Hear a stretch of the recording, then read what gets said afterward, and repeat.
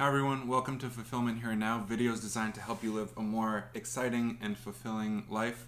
I've just moved into a new space, so we're going to work on the background for next week, but today I wanted to speak to you about something very important, and that is the mess that we create when we begin comparing our struggles, our pain, to the pain and struggle of others. So I was speaking with a client the other day. She happens to be a corporate lawyer, and she was telling me that she's been struggling recently. She's got some anxiety and just generally feeling kind of like bleh when she wakes up in the morning, right? Sunday nights are a bit of a struggle. So she was kind of listing out the things that she was struggling with.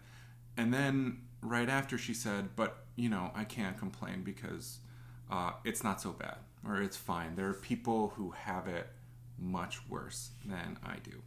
And I mean, that is true, right, to a certain extent. There's a lot happening in the world. There's a lot that people are dealing with that's really severe, certainly when compared to not being fulfilled by your white-collar day job.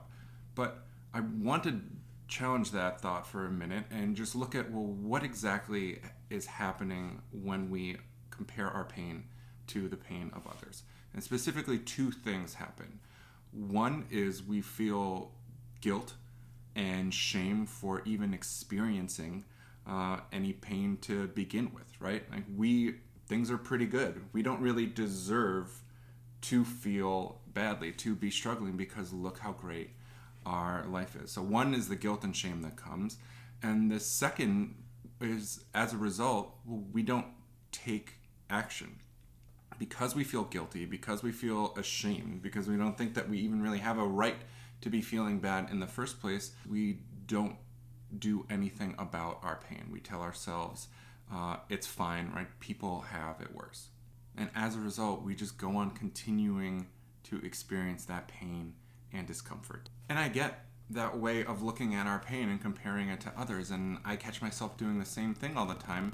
But I once heard an analogy that was really helpful to me, offered by Martha Beck, that helped me to put my own pain in context. And what she said is, well, if you have a broken arm and the person standing next to you has a terminal illness, it's true that your broken arm isn't, in a sense, as bad as their terminal illness. Your broken arm isn't fatal, but it doesn't mean that your arm isn't broken, right? Even if you're in the company of someone who has a more severe illness, you're still going to go and get your broken arm treated, right? It wouldn't even occur to you not to. Well, at least I don't have cancer, so I can just hobble along with this for the rest of my life, right? You wouldn't do that with a physical injury, but that's exactly what many of us are doing in other areas of our life, downplaying our injuries, our suffering, because it doesn't look as bad as someone else's. And I'm guessing that now what you may be thinking is like, okay, well, what do I do about it? Like, how do I fix this? We all want to know how. And depending on what your problem is, the area that you're struggling in your life, well, the how is going to look very different.